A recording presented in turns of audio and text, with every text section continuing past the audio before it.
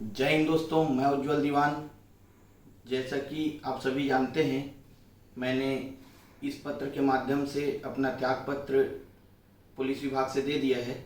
और मेरे बहुत सारे शुभचिंतक भाई लोग ये सोच रहे थे कि मैं अब आगे क्या करूँगा, कैसे करूँगा, और बहुत सारे साथियों का फ़ोन भी आ रहा है। तो मैं उन सभी को बताना चाहूँगा कि मैंने जो ये कदम उठाया है, ये बदलाव के लिए उठाया है, हक के लिए उठाया है। और सिस्टम में रह के बहुत सारे कार्य नहीं किए जा सकते। सिस्टम में बदलाव के लिए और हक के लिए बाहर से जो कार्रवाइयाँ की जा सकती हैं वो सिस्टम में रह के नहीं की जा सकती। और इसके लिए मैंने बहुत गंभीर चिंतन विषय में किया है। तब मुझे ये समझ में आया कि किसी भी चीज़ में बदलाव के लिए राजनीति बहुत ज़रूरी है, और राजनीति का सपोर्ट लेकर ही आप सिस्टम में बदलाव कर सकते हैं। तो छत्तीसगढ़ में वर्तमान में बहुत सारी पार्टियां हैं। पहले कुछ पार्टियां सत्ता में रही, अब एक पार्टी सत्ता में है, लेकिन इन लोगों से मांगते मांगते थक गए ये लोग। लोगों का अधिकार और हक देने में पता नहीं इन्हें क्या तकलीफ होती है। इसीलिए मैंने ये निर्णय लिया है कि मैं और मेरे कुछ साथी आने वाले समय में एक नई पार्टी का गठन करेंगे, जो लोगों के हक और अधिकार के लिए लड़ेगी। हर वो शोषित पीड़ित व्यक्ति हमारे साथ जुड़ सकता है जिसे लगता है कि उसका शोषण हो रहा है और उसे अपने अधिकार नहीं मिल पा रहा है। हम उनके अधिकारों के लिए हर जगह खड़े रहेंगे और उनके लिए हमेशा लड़ेंगे। मैं छत्तीसगढ़ के और भारत के सभी लोगों से निवेदन करूंगा कि ऐसे लोग जो अपने आप को पीड़ित मानते हैं, पढ़े लिखे मानते हैं और सिस्टम में बदलाव चाहते हैं, अपने आप को जानकार समझते हैं, और यदि वो हमसे जुड़ना चाहें बदलाव के लिए तो बिल्कुल हमारे साथ जुड़िए। आप लोगों का बिल्कुल अभिनंदन है हमारी इस मुहिम में, क्योंकि बदलाव के लिए कुछ नया करना ही पड़ेगा। समय समय पे बदलाव होते रहना चाहिए। परिवर्तन ही प्रकृति का नियम है। अब परिवर्तन की इस लहर में आप लोगों का योगदान हमारे लिए बहुत ही महत्वपूर्ण रहेगा। और जो भी भाई हमारे से जुड़ेंगे वो बिल्कुल तन मन धन के साथ हमारे साथ जुड़िए, क्योंकि आने वाले समय में आप लोगों के तन मन धन सभी की जरूरत पड़ेगी। ये एक आदमी से नहीं हो सकता, इसमें सामूहिक रूप से ही करना पड़ेगा। और आप लोगों से विनम्र निवेदन है कि हमारी इस मुहिम में आप लोग जुड़े। मेरी नौकरी छोड़ने का एक बहुत महत्वपूर्ण कारण शोषण जो मैंने बताया था। शोषण अलग अलग प्रकार से पुलिस कर्मचारियों का होता है, पुलिस कर्मचारियों के साथ साथ अन्य विभागों में होता है। लेकिन मैं अभी तक पुलिस विभाग में नौकरी किया हूं, तो पुलिस विभाग के कुछ शोषण के उदाहरण आप लोगों को बताऊंगा, जो कि लोग इतने ज्यादा पीड़ित हुए हैं और उसके लिए जो वरिष्ठ अधिकारी शोषण किए उनका तो आज तक कोई कार्रवाई नहीं हुआ। कुछ उदाहरण आप लोगों के लिए मैं प्रस्तुत करता हूं। जैसे पहला है, सीएफ के एक आरक्षक हैं रामचरण निर्मलकर जी। इनको इनके कमांडेंट श्री धर्मेंद्र गर्ग जी ने अपना अंडरवियर धोने के लिए बोल दिया। इन्होंने मना कर दिया, इनके आत्मसम्मान को ठेस पहुंची तो इनकी पोस्टिंग कर दी, इन्हें तरह तरह से प्रताड़ित किए।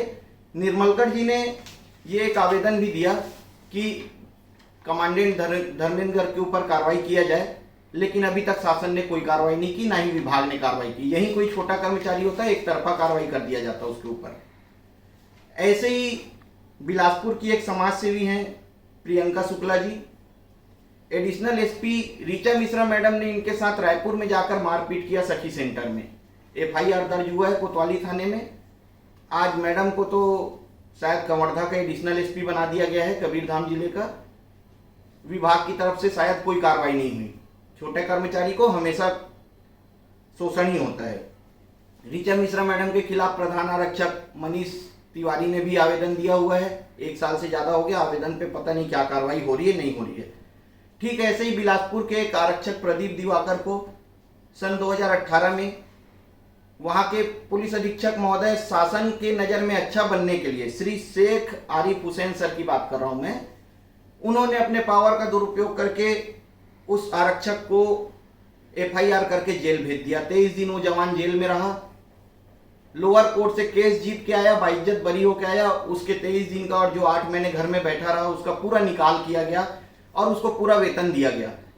आने वाले समय में अभी प्रदीप दिवाकर ने कंपनसेशन के लिए भी लगाया हुआ है, मानहानि के लिए भी लगाया हुआ है। अब ये सारे पैसे शासन देगी। गलती कोई और करे और शासन भरे, जनता का पैसा है, जनता के हक का पैसा है, जो हमें से वेतन के रूप में मिलता है और जिसकी गलती उसका वेतन कटना चाहिए। इसके लिए हम आवाज उठाएंगे आने वाले समय में। ऐसे ही एक आरक्षक पांडा वेंकटेश हैं सुकमा जिले के, इनको जगरगुंडा के एसडीओपी सर ईश्वर त्रिवेदी जी, जिनका अभी कटघोरा पोस्टिंग हुआ है, ये फोन में उनके साथ अश्लील गाली गलौज कर रहे हैं, उन्हें बर्खास्त कराने की धमकी दे रहे हैं। ऑडियो मेरे पास है, पूरी जो भी बातें मैं कर रहा हूं पूरे सबूत के साथ कर रहा हूं, जिनके मेरे पास सबूत हैं। ऑडियो मेरे पास इनका रखा हुआ है, अभी थोड़ी देर बाद वायरल कर दूंगा। और सरकार से चाहूंगा कि ऐसे व्यक्ति को बिल्कुल भी पद ना दिया जाए और इनके ऊपर कठोर से कठोर कार्रवाइयां की जाए, क्योंकि आप किसी को नौकरी नहीं दे सकते। जो लगता है अपनी योग्यता के आधार पर नौकरी लगा होगा और आप उसके साथ गाली गलौज कर रहे हैं, उसकी नौकरी खा जाने की बात कर रहे हैं, बहुत गलत है सर। इसके बाद गरियाबंद के आरक्षक रमेश सेन, ये आत्महत्या किए थे, अपनी पत्नी को भी गोली मारे, फिर अपने आप को भी गोली मारे, दो लोगों की जाने गई। रमेश सेन ने आत्महत्या करने से पहले अपना सुसाइडल नोट छोड़ा, जिसमें उस समय के तत्कालीन एसपी एमआर अहिरे सर के ऊपर उन्होंने कार्रवाई करने के लिए बोला, उनको पूरा जिम्मेदार ठहराया। आज तक के शासन ने या पुलिस विभाग ने एमआर अहिरे सर के ऊपर कोई कार्रवाई नहीं की है। क्यों नहीं किया सर? जानना चाहूंगा। जब वो आदमी उतना लिख के अपनी जीवन को समाप्त कर गया, आपको तो करना चाहिए था। सिस्टम में यहां कहां, जहां अधिकारियों के ऊपर आता है पता नहीं क्या हो जाता है। ठीक ऐसे ही वर्ष 2018 में additional SP Suresha Choubey madam, जो अभी राजनांदगांव में पोस्टेड हैं, इन्होंने दुर्ग में पुलिस लाइन में जाके पुलिस परिवार के, पुलिस वालों की पत्नियों को, बच्चों को चमका रही है। वहां पे बर्खास्त करने का आदेश आया है, ये आया है, वो आया है। ठीक है, अभी हम ले लेते सूचना के अधिकार में कि क्या क्या आदेश आया था, और उन आदेशों की प्रति अगर ऐसा कुछ नहीं होगा तो अब आपके ऊपर भी कार्रवाई कराएंगे मैडम। ऐसे ही आरक्षक दीपक दास, 2016 की बात है, आरक्षक दीपक दास नारायणपुर जिले से हैं। उस समय एसपी अभिषेक मीणा सर थे। दीपक दास ने भ्रष्टाचार को उजागर करने के लिए कुछ फोटो वीडियो डाले, जिसमें जवानों से ईटा बनाया जा रहा था, बिल्डिंगें बनवाई जा रही थी।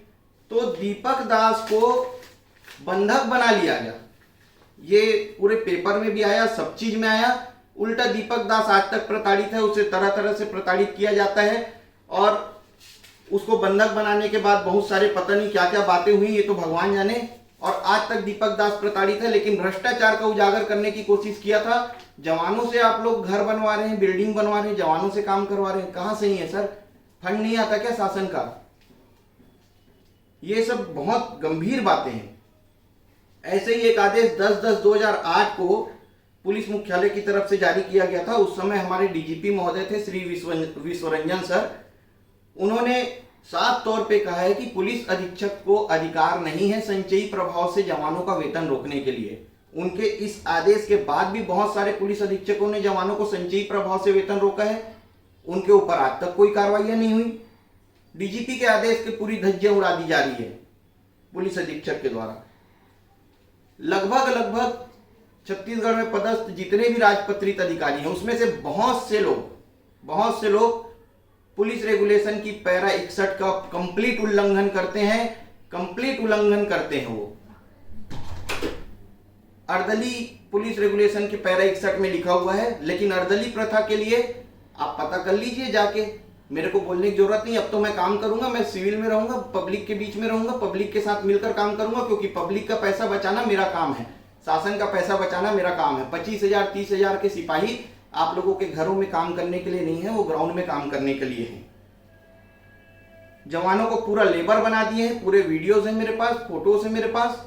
आने वाले समय में मैं ये मीडिया को भी दूंगा और सबको दूंगा। और जो लोग चम्मच का काम करते हैं उन लोगों से ये कहना चाहूंगा कि चमचागिरी छोड़ दीजिए। जो भी आते हैं आप अपनी ड्यूटी ईमानदारी से कीजिए। 1 साल 1.5 साल के लिए अधिकारी आते हैं, अगर आपसे ड्यूटी नहीं हो पाती तो अच्छे से नहीं कर पा रहे हो तो देख लो और कोई दूसरा विभाग में हो, तो ड्यूटी आपको करना ही पड़ेगा। और ड्यूटी करने के लिए आप लोगों को चमचागिरी करने की जरूरत नहीं है, ईमानदारी से ड्यूटी कीजिए। आने वाले समय में मैं हर उस जवान के साथ खड़ा रहूंगा कि जिसको भी लगे पीड़ित है, शोषित है, अपना वीडियो फोटो बनाए मेरे पास भेजे, मैं आगे उसके हक की लड़ाई के लिए तैयार हूं। हमेशा खड़ा रहूंगा। जहां आपको लगता है कि जवानों का शोषण हो रहा है, पब्लिक का शोषण हो रहा है, किसी का भी शोषण हो रहा है, किसी भी संस्था के द्वारा हो रहा है, किसी विभाग के द्वारा हो रहा है, मैं बिल्कुल आप लोगों के साथ खड़ा रहूंगा। आप लोग निश्चिंत रहिए, हर जगह आप लोगों के लिए लड़ूंगा। और जो मैं राजनीतिक पार्टी बना रहा हूं, ये राजनीतिक पार्टी आप लोगों के लिए हक और अधिकार के लिए हमेशा खड़ी रहेगी। जो लोग सोचते हैं कि उनका कुछ नहीं है, उनके आगे पीछे कुछ नहीं है, यूनियन नहीं है, ये नहीं है, वो नहीं है, किसी से डरने की जरूरत नहीं है। अगर आप सही हैं तो आपके सत्य के लिए हमेशा हम साथ में खड़े रहेंगे और फ्रंट लाइन में खड़े होकर आपके लिए लड़ेंगे। मैं बस आखिरी में यही शोषण करने वाले लोगों से कहूंगा कि शोषण करना बंद कर दीजिए, जवानों को डराना बंद कर दीजिए। जवान अब पढ़े लिखे आ रहे हैं, पढ़े लिखे जवान हैं, और अब आप लोगों का शोषण कोई सहन नहीं करेगा।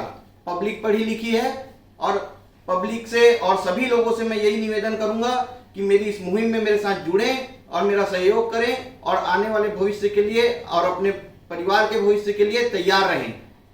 बस अंत में शोषण करने वाले लोगों को एक ही बात बोलूंगा, एक लेखक की बात आ रही है,